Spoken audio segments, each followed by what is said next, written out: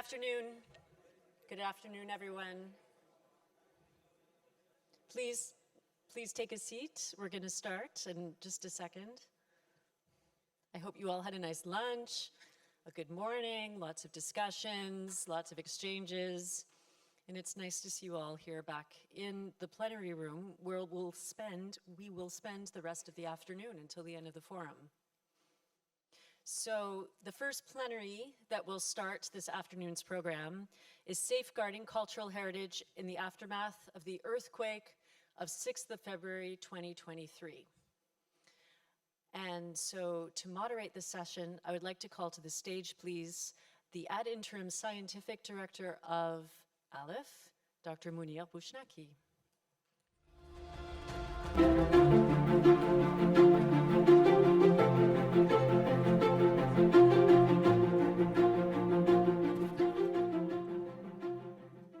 Good afternoon, everybody, dear colleagues, dear friends. I think we are already like a family since yesterday, having this unique opportunity to meet, to discuss, and to have such important panels, very rich, informative, but also bringing forward our vision about the protection of cultural heritage. So I am in charge of moderating this panel concerning the safeguarding of cultural heritage in the aftermath of the earthquake.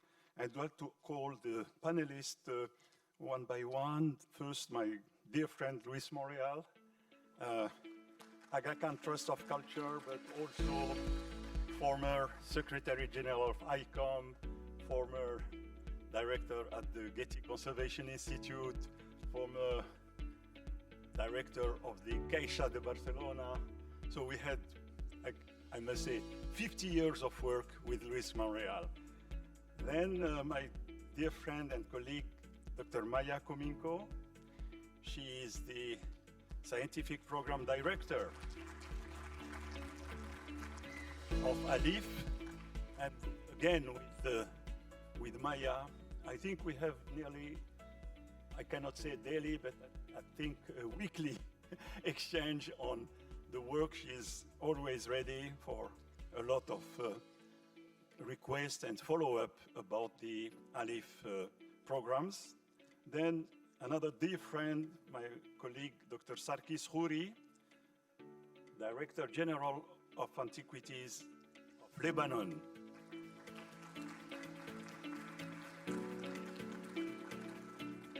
Another friend, another colleague with whom I was on mission recently after, unfortunately, the consequences, the terrible consequences that were evoked this morning by the director of the Museum of Ayubi. Then Dr. Mehmet Balci, co-founder, Fights for Humanity, Switzerland, welcome.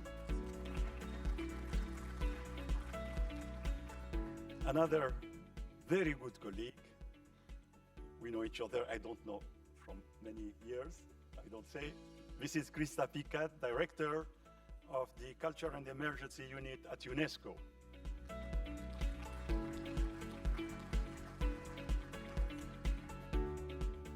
Then, again, another friend, Mr. Yves Hubelmann, architect Yves Hubelmann.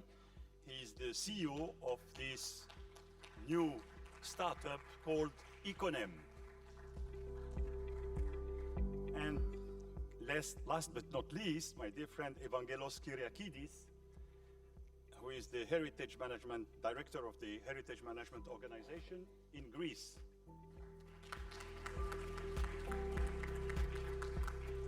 So the theme that we are going to discuss this afternoon is, of course, the result of a terrible earthquake which hit both Turkey and Syria. And I was advised by my friend Luis that instead of having, a presentation one by one, it will be a bit tiring. It's better if we open a discussion among the panelists. And I start with Luis to give us, first of all, your assessment and the information that you have got, particularly in the recent weeks after the earthquake in Syria and in Turkey? Thank you, Munir. I should have learned when I did my military service that to volunteer some ideas makes you a victim. So, but I think I will try to, as you propose, to launch some of discussion here. First of all, I think the first question is how much we know about the damage caused by the earthquake in the areas which have been affected. Second question maybe, what are the difference of political situations in at least 4 areas, not 2, 4 areas, and how those political situations may impact the relief operations? I said we are 4 areas, and because they are Turkey, Syria, and then 2 other areas in Syrian territory that require different treatment. And I think we have people here that know about those areas. This line is made like geography. At the east, we have the Kurds, and so we may have some ideas about that.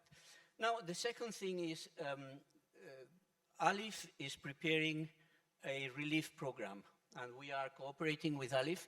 We have been spending the last few weeks since the quake using our own resources in the field to start to assess the damage. And there are some lessons that we can learn already from the material, from the data that comes from the field. First of all, is a very, what the French will call un vérité de la palisse. I don't know what is, you may have a translation for that, Munir, I don't. But a vérité de la palisse is that the historic monuments have been already selected by earthquakes. When I was at the Getty Trust, we published a book, you remember, that was called Between Two Earthquakes. And it was about how to protect cultural heritage in seismic zones by our dear Bernard Fielden, director of ICROM. Well, so the monuments, unless those that were touched by war and have not been yet reconstructed or rehabilitated, those monuments have resisted rather well, except in the very close areas to the epicenter. I can give you an example. We, AKTC, works for the last 4 years in the rehabilitation in Aleppo of the souk. That's our main project in the central spine of the souk. And all the things that we have rehabilitated are impeccable. No significant effects of the earthquake. We were going to attack this month of March one new segment of the souk where we have proceeded as a precaution to shore some elements that were in danger. The elements that were protected, consolidated, have not been touched by the earthquake, but the rest has been catastrophic. The rest really, and what we observe in Aleppo is that there are the monuments, very significant monuments that were not treated since the war are in urgent need of reconstruction. We have some good information. Perhaps you, Mehmet, will give us some of it about the East. We are lacking of information in Syria about the zones like Idlib, which are out of state control. So this is the question. But there are other questions, and I don't want to monopolize your time. There are other questions we may discuss. How a rescue operation of this type could be organized when governments are rather more concerned in other matters, like humanitarian relief, etc., etc. But I would like to stop at that. Yeah, I will follow your advice to not give the floor only for speeches, but rather discussion between ourselves. And I would like to remind you that, of course, during my time at UNESCO, I followed the earthquake of Bam, and it was another very, very high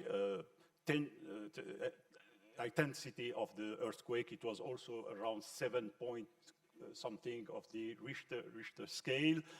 We followed the earthquake in Cairo, which affected some monuments, and in particular the Coptic museums. And I know that Aquila. I was in Rome when there was the earthquake. I felt the earthquake of Aquila. So we have, I think all of us, been confronted with the situation of earthquake. But let's start with the first question that you can all give your opinion. How is the assessment and what is the kind of reply that governmental institutions like UNESCO, ICROM, and non-governmental institutions like Aga Khan, like ALIPH and others can bring to the response? So maybe Mr. Balchi, Mehmet, if you can, you prefer French or English? Same, okay. Give us what you know about the places in Syria where the earthquake has unfortunately damaged a number of sites and museums. Thank you very much. I don't know if the technical colleagues can show a short video I received. It's already 1.5 minutes video. Was supposed to be shown. It's possible to get a short video? No, it's not possible. Anyway, no problem. We will come back to it no problem. later. So but give us already your statement, what we have seen. Yeah. So since the day after the earthquake, I've been following very closely, like many of us. So I was also very happy that the day after I was contacted also by ALIPH to say how we were and how the situation was there. So we started immediately to see what happened to some historical sites. In northeast Syria, indeed, there are no many, let's say, sites, monuments, but there are some of them have been, those existing ones have been affected. Some of them more serious, other less. It depends on the distance from the epicenter. The epicenter. The epicenter was in Antalya, if I understand well, the maps that we have seen. Epicenter was in Marash. Antakya. Marash, then the first one happened in Marash, Kahraman Marash. Then the second one also in Marash, close to Marash. But this is the line has been affected. Indeed, it's 500 kilometers from Diyarbakir to Antakya, even more than 500 meters in total have been heavily affected. So in northeast Syria, we have two main monuments. One is Qala Jabar in Raqqa, and another Qala Najm. These are the two places important for the communities because the only places, some of the few places that people go and visit is on the river, both of them. So it's really, really very important for the community of these areas. So the one who really affected, destabilized, is Qala Najm. And Qala Jabar also destabilized, so need some interventions to stabilize it. But Qala Najm is the one which is really most affected. So we have received the images. We have now is required and urgent. But then we have even in Deir ez-Zor some monuments has been affected, destabilized. We have in Raqqa city the walls. We have also Qala Banat inside the Raqqa. So the monuments have been affected. Fortunately, much less than in Aleppo, much less than Antakya, much less. So, but needs an intervention urgent in order to prevent further damage. So what we are now trying to do with ALIPH, how we can do some stabilization work. So we are in the middle of the process to come up with a proposal. And what are the dates of these two qalat in the eastern part of Syria? Are both of them from between 15th and 16th centuries, but they have also, roots in the past, but the colored buildings are from things. But most important is really very, very, very important for the communities. Okay. These are the symbol of the Northeast as cultural heritage, if you want really to talk, apart from the archaeological sites, like, but these are very important, and because now they are not open anymore to the communities, because there are risk for the collapse, so especially in Kala Najm. Okay. So, yeah. Okay, since we heard, of course, in the news and the television that, you know, the impact of this earthquake was also arriving to Lebanon, I would like to ask our friend, Dr. Sarkis, did you feel the earthquake, and where in Lebanon? Le 6 février, The 5th of February, with all the Lebanese people have felt a 50 seconds of earthquake, and we haven't understood the origin of this earthquake. We all thought that this is it comes from Lebanon, from Lebanese territory. So, and we went into that circle where we needed to recall and rethink all the measures that we took after the explosion in Beirut port. Let's say for example, in the historic city of Tripoli and Saida, these historic cities are on the list of and are considered as human heritage, and later on we heard that these earthquakes are coming from Turkey, then through Syria to Lebanon. The last earthquakes that we witnessed dates back to 1,200 years, and after each, and we all know that every 1,000 years there will be an earthquake which is expected to be destructive. And within a period, and we know that we are in a dangerous period, we needed to be prepared for the emergency and the crisis. This is like our daily life in Lebanon. In 2018, we have worked on the unstable buildings in Tripoli. We have prepared a list of buildings at risk in the old Tripoli, and that was our mission. More than 300 buildings are at risk of collapsing without an earthquake. So I don't know how scientifically they managed to resist to that strong earthquake. There is as well other line of fire, as we call it, that go through the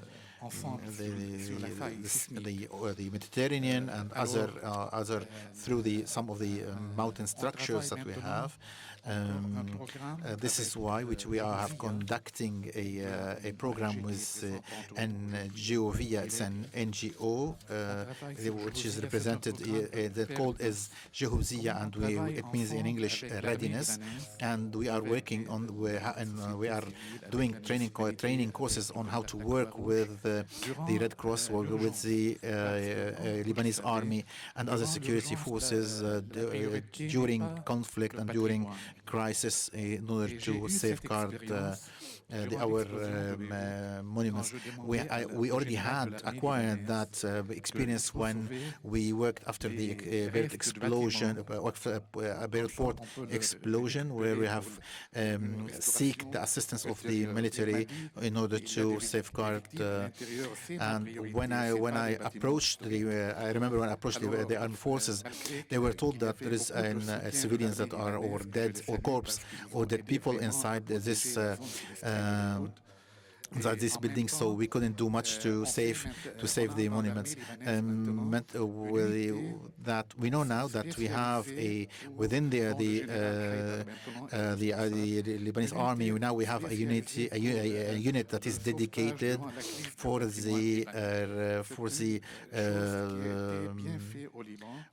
securing and for rescuing victims or rescuing as well the heritage monuments and so forth. We all know that we know that populations are affected when such a thing happens, and this is what we've seen in Turkey, Syria, and many countries tried to help in repairing and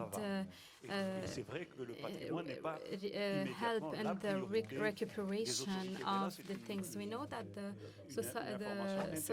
usually the authority doesn't put this in priority, but it helped us see, for example, in Lebanon, that aside from the emergency that we had and the Red Cross that was assisting, there is an emergency from the army, the Lebanese army, to help in this process.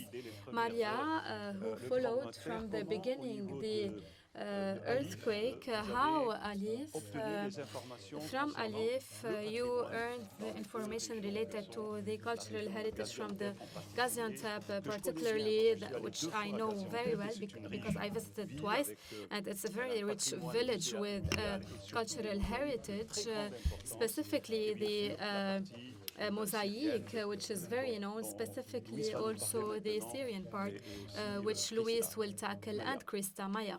Thank you, Munir. I'm going to answer in English. First thing I'm going to say that, and we have been saying this throughout, that one thing that ALIPH has is our wonderful partners, because without wonderful partners, we wouldn't be able to do anything. And everyone who is here in this panel represents organization. Either we talk personally with you in the first days, or with someone from your organization. And it was really not how ALIPH responds, but how we respond together. We have reached out to many organizations on the ground, and maybe one thing I would like to stress that in 2 cases, when I rang up someone we worked with, we knew, they told us, give us 3 days because we lost a few of our own. They died in the earthquake. We will talk to you, but we need few days. And they did call us much sooner than we ever thought. So this is one more occasion where I would like to salute those who are on the ground and who are in the first line, because our role is just to support them, but it's them that do the work with great personal sacrifice. I keep saying this. And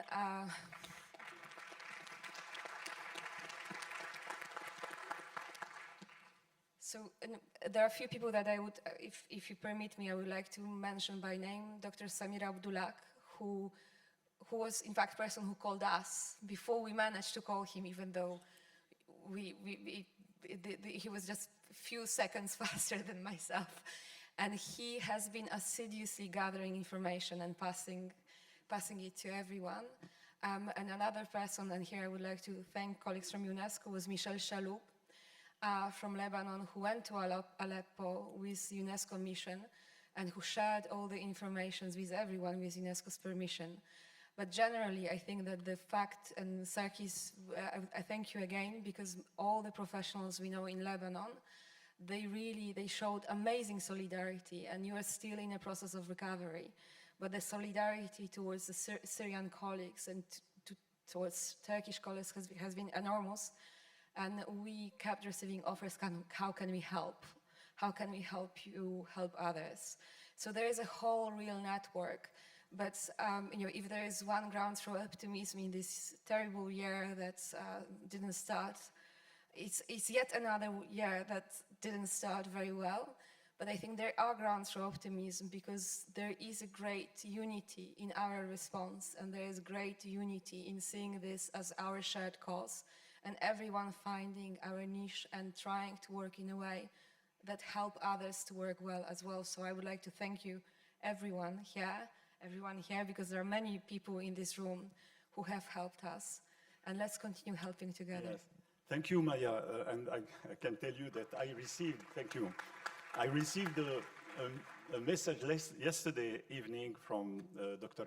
Samir Abdul Haq, who is one of our really great Syrian expert and having worked in so many countries, and he has, advised me to inform the panel, but also the audience about, the consequences of the earthquake in Syria. And he's, of course, as an architect and conservator, he's listening to this session, and I hope that we will come with some concrete proposals. I know that UNESCO sent a mission up to Aleppo, and I want to ask my dear friend Krista to tell us about the result of this mission. Thank you very much, Munir, and again, greetings from UNESCO. And thank you, Valerie, for inviting me to join the panel. It is, of course, of utmost importance for UNESCO to be part and contribute to these joint efforts in the aftermath of what is, first of all, a huge, major humanitarian catastrophe, tragedy. And of course, there is a certain time frame for which, we have to let humanitarian agencies do their job, saving lives. But it doesn't mean that we do not actually start our engagement from the very first hours after these catastrophes and disasters. So what we can do, we have now established quite a small collaboration with our sister agency UNITAR, who has a satellite program and who provides us with images first of World Heritage listed sites, but also those sites that are on the tentative list. We do the same kind of monitoring of the sites in Ukraine. And this allows us not only to get a kind of idea of preliminary assessment in the wake of the disaster when we don't have access to the sites, but it also allows us the only information that we can get of sites to which we don't have access, either for political reasons or because it's just difficult to access. So this is a very valuable means for us to see what's happening. Of course, being an intergovernmental organization, we also receive reports from our member states. So we have actually received reports from both Syrian authorities as well as Turkish government, who reported to us that none of the World Heritage listed sites were impacted. As regards now to your question, Munir, in Syria, we had a possibility to field a mission. It was a very technical mission of our colleague actually from the Beirut office, going there with us, a couple of consultants, but also engaging local experts to see what's happening. And what they brought back was actually rather devastating news as far as Aleppo is concerned. We also know that there has been damage to the Crac de Chevalier, which is another World Heritage listed site, but the other tentative listed sites seem to be less damaged, or it seems to be less serious. What I would also like to highlight is that, of course, when we speak about Aleppo, as you also mentioned, that because of the fact that this country has been in war, this considerably aggravates actually the situation, and it adds another layer to the fragility of these sites. And we also see that the fact that many people have actually fled the country, there has been brain drain, they have lost capacities.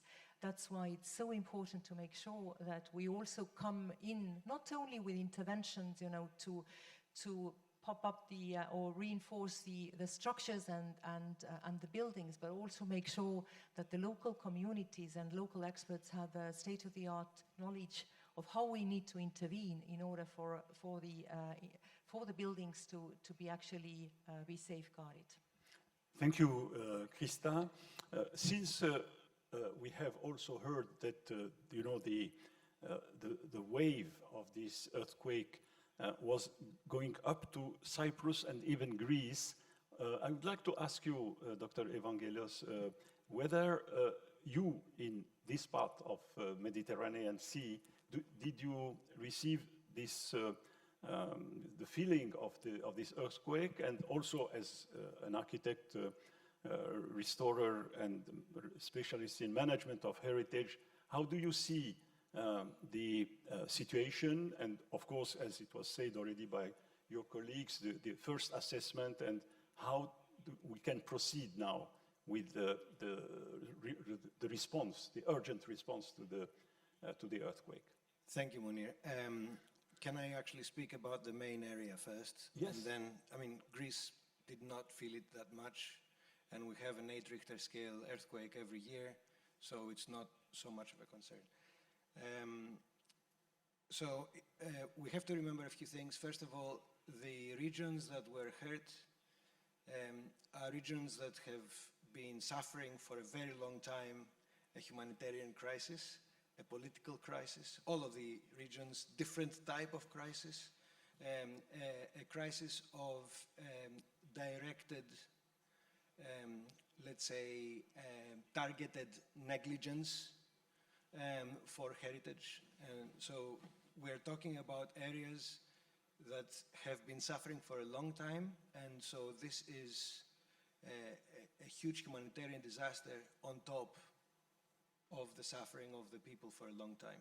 So that's one thing to keep in mind. Second thing to keep in mind is that actually we should really try to divide regions that have got an ongoing humanitarian disaster from regions that they have suffered a lot, but in the physical space. So there are no rescue teams, there are no people in the streets. So I divide these as Zone 1 and Zone 2. So there should be an immediate reaction for Zone 2. For Zone 1, we cannot be breathing, drinking, and eating the water and food of the local communities and of the rescue teams, and we should let some time pass. So that's second thing to keep in mind. Third thing to keep in mind, and now I'm going to be speaking more about Turkey because last time I visited Syria was in 2000, a very different situation. In Turkey, in these regions, there have been several projects that we have had the luck of being affiliated with. Sadly, one of the projects that was funded generously by the Culture Protection Fund, KORU project, did documentation in Antioch, in Antakya. And so this documentation is going to be quite valuable. But also they did some skills development for vernacular architecture. Sadly, this is going to be very useful. There is an Ambassador's Fund project in Mardin. So there is very thorough documentation that we have been part of in Mardin. Fortunately, Mardin did not suffer as much. And there have been other projects, less detailed projects, recording mainly religious sites. And again, this is going to give us the opportunity that we need at the moment to compare between the new data and the old data. Thankfully, the civil society sector has mobilized. I mean, there are not that many people, but for example, in Diyarbakir, there was already a group that did some considerable work quite quickly. And the state has mobilized. So for example, they have started a workshop, a training, capacity development for engineers through the Union of Engineers. So that will hopefully create more people that are able to actually assess the damage, well, first for the humanitarian side, and secondarily for the heritage. So in our enormous bad luck, there will be good people on the ground. Some of them, unfortunately, have been lost. But there will be people on the ground, and we will be able to assess the situation in several of the Zone 2 places. We will probably need more collaboration so that we can field more teams for a bigger part of Zone 2, because all of the Zone 2 has suffered enormously. And then Zone 2 hopefully will give us the precedent that we would need to actually do some intervention while we are mapping and documenting Zone 1, which I think is going to be a horrible, horrible experience. No, I think it's a very long task, and it's not something that can be done in only the next few weeks. I agree with you. And now I think the video of Mahmoud Balchi is ready. Then I can ask the colleagues, technicians behind, to give us a picture of what you have already documented. And then I will ask my friend Yves Hubelman to present also pictures from his side. So we will have both, you know, visual testimony and also presentation and documentation by the rapporteur. We start with the local organization prepared, and they want me to show it. I think it's good. Yeah. That what they are. I was told that the video is ready, so if you can launch the video.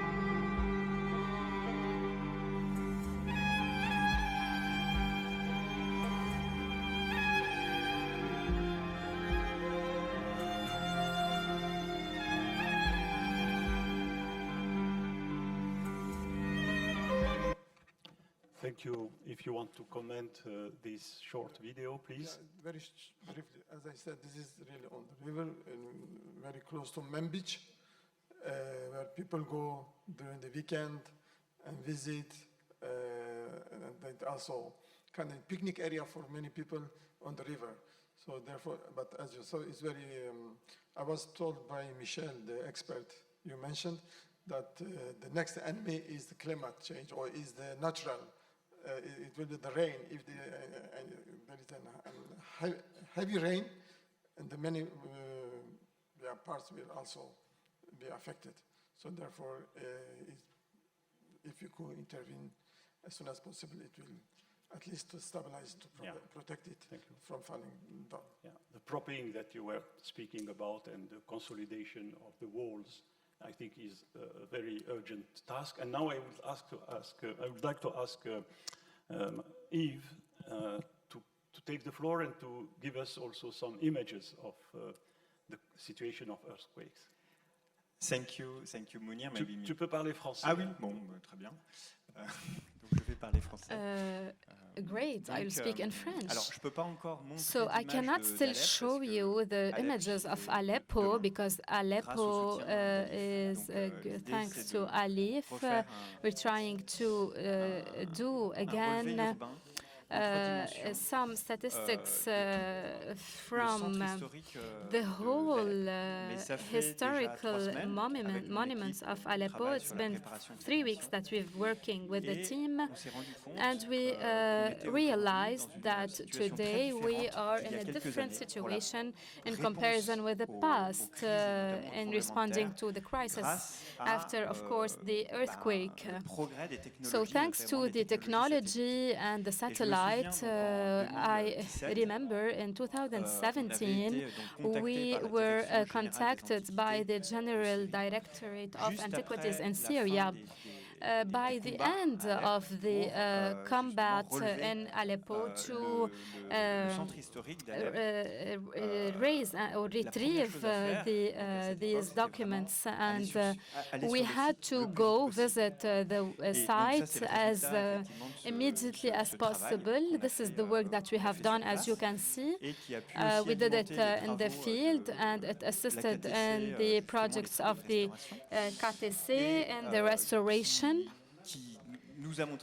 This has showed us that by visiting the places, there were so many damage. And thankfully, so many restoration projects were engaged thanks to different types of the KTC, and also thanks to many monuments that were not restored. We can see the structures that are a little bit weak or poor. And so many monuments were tens of thousands, tens actually were destroyed. The situation in Syria now is reminding us what happened 6 years ago, to come again to the site and raise or take the what is remaining. So the technological space allowed us to do things that we didn't used to do. Some years ago, we had many satellite images every day shared with us, and from the second day of the earthquake, we were able to access hundreds of images from the satellite, and companies, of course, American companies gave us access to Neptune, and we were able to see them. And the work after the crisis is very interesting, done in the open source community, as you can see on the screen, and they were available on the web. There is a video, but I don't know why you can't see. You can see here the work then. People from the whole world coming to offer their support and skills to facilitate the access to these images and access of the NGOs that are at the same time operating in Syria, Turkey, etc. So we took part in these efforts. Our engineers placed programs that allow access, as you can see here on the data, the images that were classified, in addition to some data as well from the earthquake. We had on the website pictures distributed, so when we use both the data from the satellite and from the earthquake and the information about the archaeological sites, we can conclude that not only we can do it at the level of one city, but at the level of the whole country. This allows within days to have a vision, a global vision of the impact of de ce tremblement de terre this sur earthquake des centaines et des centaines de sites. Et vous for avez mentionné hundreds and effectivement hundreds of le travail sites. You mentioned the work l'UNITA, qui a also été of important, qui a été très vite. UNITA, which was very Ils ont important, effectivement, very rapidly responsive. donc ça, c'est le And papier du titre. Ils ont here you effectivement can mis see en the ligne site. They les premières have analyses shared qui nous ont online permis the analytics effectivement that de voir, allowed de us voir to ces see destructions. these Et, destructions. donc on voit effectivement, So as you alors, la can qualité des see, images the satellites permet quality déjà de of the voir satellite certaines shows us destructions some de grande ampleur, destructions mais ne of permet pas de voir les large destructions. scale. Donc en parallèle aussi, And in des images parallel, there are terrain, images ont of été the mis, field donc là, which par were par shared différents, by différents different spécialistes, hein. Là, c'est special authorities. You can see, for donc example, les antiquités here syriennes, the avec, Syrian qui nous ont permis antiquities aussi dans who les premiers allowed jours de us pouvoir from the avoir, beginning un to retour de terrain. Alors bien sûr, go entre, back to disons, le the niveau field. So satellite if et you les compare the photographies satellite terrain, images il and the manque un images niveau from the field, intermédiaire, qui there is a effectivement, middle thing that is le travail qu'on avait missing, fait, nous, and en this is 2017, why en 2017, what we've done in de mapping à haute 2017 résolution, was en fait, de l'ensemble, mapping, etc., centre for urbain the de- group de- of de these Daesh. Et c'est cities pourquoi, of donc, Aleppo, on a of the city of décidé, Aleppo. voilà, ça c'est les images qui Hence, ont we été très vite decided mis en from these place, images enfin, that mis you've en ligne par you're seeing and par immediately les shared archéologues online syriens. by Et c'est Syrian pourquoi on a archaeological, décidé, we à la demande archaeologists, encore we des Syriens, de decided revenir sur place pour to return to the commencer site donc une and session start again a de session training, of sur training effectivement on ces these nouvelles new en technologies reprenant exactement to les mêmes protocoles qu'on a restart repris the same protocols that we have Et vous already mentionniez tout à l'heure, started in effectivement, bah, que c'est 2017. vraiment intéressant de And pouvoir as comparer, mentioned en by fait, my deux colleague, it États. is nice to Et compare notamment, both comparer deux États, ça states va être before and particulièrement after. important. And Pour voir it is really effectivement important to en quelle see mesure, les effectively restaurations ont how permis, restoration de allowed conserver, to des monuments. keep some Les monuments qui n'ont pas monuments, été restaurés, monuments that malheureusement, were par not manque de fonds, restored, unfortunately, because of the lack of beaucoup ont funding. été détruits, et donc on They veut were faire effectivement ce destroyed. mapping This is général why we need a general en mapping. utilisant donc ces techniques. Alors, on a Through, of différentes course, techniques, these des techniques, effectivement, on voit of de course, perche avec un you can appareil see 360 the qui prend des tool grandes that images, et is aussi used beaucoup de that drones. takes Alors, toutes ces images pictures, sont that's de such like a 2017, on va beam les maybe. renouveler cette semaine. And as you can see, these pictures are Qui nous very permettent recent, effectivement and donc it de allowed voir, us to l'ampleur see de- the l'ampleur des large destructions. scale Ces of images nous the permettent de destruction construire and the magnitude. un modèle numérique It allows de us la also ville, to have assez précis pour digital voir content maison of par the maison, city, en fait, house by l'impact house. We can see de ces the destructions. impact of this destruction. Et alors, par exemple, And sur also, cette you partie-là, can on voit see qu'il y a- on this qui est specific à part, côté de la which mosquée des is Omeyyades, next to bah, on the reconnaît, Omeyyad Mosque. donc, qui date de 2017, on From reconnaît la 2017, zone sur the laquelle zone l'UNITA can a be fait effectivement des recognized analyses à where partir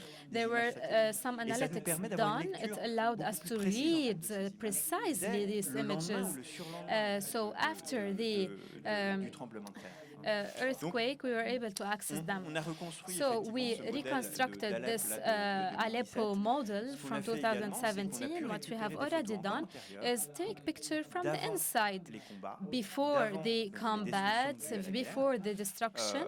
grâce à un photographe And français this qui is avait thanks to a survolé French Alep avec un photographer who, hélicoptère, Yann Arthur, through a helicopter, flied over Aleppo, qui took nous a pictures permis and de put them in recréer un an modèle archive. 3D, It donc, allowed us d'Alep to put in a 3D Aleppo city avant la guerre. before Donc, on va maintenant the war, avoir and le troisième niveau. now Donc, we can have the third malheureusement, level that de we pire en pire. missed. On espère qu'un jour, on Unfortunately, it's from worst to worst, dans 10 ans, but dans maybe 20 ans, in 10 years or l'état 20, d'Alep who qu'on knows, a connu, Aleppo that en we've 2008 known et qu'on in a pu la recréer 2008 en 3 and dimensions grâce recreated à in une fonds d'archives 3D d'un thanks qui, to à the l'origine, archive avait of fait a des photos French juste pour photographer faire un who travail was just working as an artist Merci, in pour photography. cette présentation. Et là, je voudrais revenir de nouveau vers Louis, puisque après le assessment, After this assessment and evaluation, how would you be able to intervene?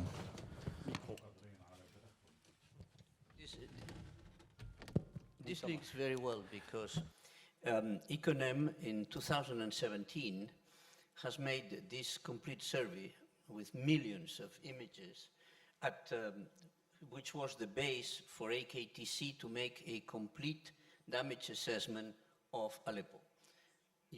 I would like to talk about financial impact economic impact of the earthquake.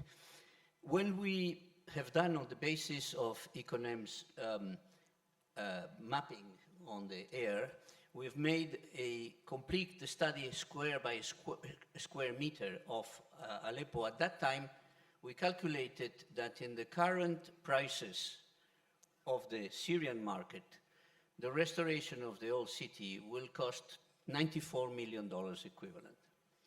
Today, we are going, as Yves Ubelman has said, we are going to superimpose the same thing, and we will be able, by first time perhaps in history, to be able to see what is the economic damage that an earthquake could create. Let me come to your question. We have, during these last few weeks, since the beginning of February, we've been working intensely with ALIPH Secretariat in trying to put together a coherent plan for Aleppo.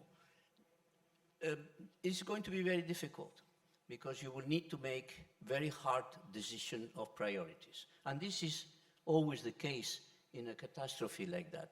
Not everything could be salvaged. There are not resources. Let me come back to a broader picture that we haven't mentioned here. For example, in Syria, just to talk about the Syrian territory, the big castles in the northern part, Kadmus, Masyaf, are totally destroyed. Khalat Salah ad-Din, Crag de Chevalier, has some damage, but not very serious. But there are some of these castles which are totally destroyed, and probably they are not a priority for reconstruction, because they were already very damaged. On the contrary, in Aleppo, there are obvious things to be done. First of all, the citadel. We know very precisely through the information from our teams in the field, because unfortunately, we are the only people in the field for the last 4 years. From our people in the field, we have exact documentation of what has to be in the citadel, and we know how much it's going to cost. In fact, Valérie, I hope you will not think that I am being very indiscreet, but Sunday night I gave to Valérie a big file which describes what has to be done in Aleppo and how much it's going to cost. It doesn't say how long time it's going to take, but this file is still a very modest and logical choice of some of the main hands and important buildings in the center of the old city that will make an urban planning logic to associate to the project of the Aga Khan Trust for Culture. Now, our ambition will be to be able to define a program with ALIPH that really, taking advantage, I think we all know that a crisis is an opportunity, that taking advantage of this new crisis, we could, by first time, and also taking advantage of the lifting of the sanctions, which forbade many institutions to work in Aleppo, to come back with a much more comprehensive scheme that really returns the old city to livable conditions. So this is basically what we are planning. And I think for discussion here, there are 7 minutes and 50 seconds. Yeah, you can see left. For discussion here, how are we going to establish the priorities? How are we going to define the types of expertise required? How are we going, apart from ALIPH, all together trying to do, now that it seems more feasible, to do some extra fundraising for this operation? I'll stop here. These are very important questions, and I know that also Krista would like to comment on what to do and how to do. Yes, very quickly, just to sort of complement, because I also feel that there is a need for us to coordinate. Because as many of you know, of course, in the situations of emergencies, the response is usually driven by the government. And there is also an effort underway by the World Bank, the United Nations, and the European Union to actually conduct what are called PDNAs, post-disaster needs assessments. We are doing one, actually, a rapid one in Ukraine as we speak. There are also the Syrian and Turkish ones in the making. Unfortunately, even the World Bank, UN, and the European Union Consortium sometimes work in parallel, so it's really an effort to see how we can actually make sure that the analysis is conducted jointly and that we can draw on the information that is available. Because why I mention that is, first of all, UNESCO created a specific chapter on culture within the PDNA, for which we had to fight.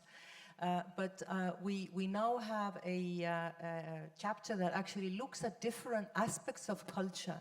It's not only tangible heritage, but also creative industries, living heritage, museums, movable and immovable heritage. And it looks both at damage, so what is the cost of reconstruction, as well as loss. So what are the revenues, or what are the livelihoods lost?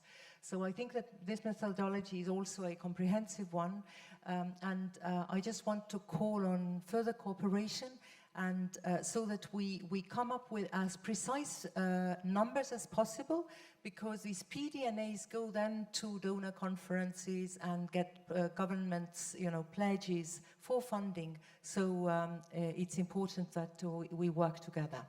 Cooperation, cooperation, cooperation. Thank you. I think in this 2 days meeting, there are very important mottos that have been, launched by all the experts, and in particular by Valérie, and then by Larisa and other colleagues. I think, yes, in the field where we work, it is very important, first of all, to take note of all this information, very important from the panel, people who have first-hand information. It is important to gather this information. It is important to see that the new technology is giving better possibilities to assess and to prepare the reply. This morning, the colleague director of the OUB Museum was insisting on the database, the same from Georgia, from Odessa.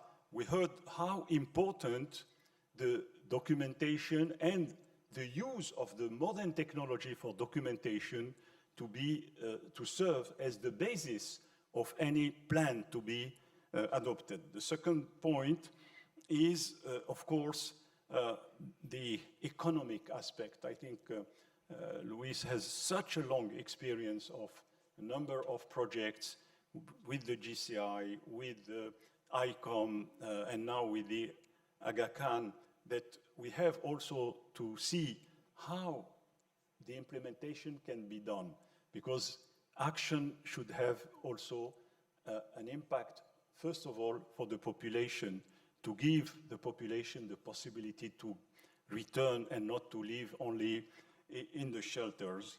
And finally, in any large crisis like this one, I also share the factor of coordination. We are all used to intervene in a number of places, but it is very important not to make any duplication, because the resources are not very extendable. And it is important when the assessment is done, when the meeting of donors is done, to make sure that the implementation is done in a coordinated way. So I think I want to really thank you all for your presentations, also for the images from Mehmet, Balchi, from Yves, because this, we are always, in our field, we cannot work only on screen. We have to see the monuments, we have to see the museum, we have to see the objects in order to understand exactly what is needed and how it can be, any operation for salvage and rehabilitation can be done. So I want to thank you all for this seminar, this session, which is very close to the end of this forum. Because it gives me also the opportunity to thank very warmly my friend Valérie and all the team. They have been extraordinary during all these days. I think that it's many days. It's only 2 days, but we have seen so many things. We have listened to so many exposés. Je vais passer au français. Je suis vraiment touché par la qualité du travail qui a été touched by the quality of work that you have delivered these 2 days. It's not only about those 2 days. Every day of the year, it's a working day for you. We need as well to take into consideration the social aspect and on Luxembourg and before the UNESCO, we have always spoke about the aspect. Social aspect. We have, let's say, 2 bridges we have in Syria, and we have, let's say, in ancient Yugoslavia, you have restored 2 bridges. Maybe these are 2 tiny bridges, but they play a major role into connecting people, and this is the element that I would like to put accent on, and to have a personal and physical contact with all the representatives of people, of institutions, and of governments, and this should be an integral part of our mission. Thank you all, and felicitation for ALIPH for having held this magnificent forum.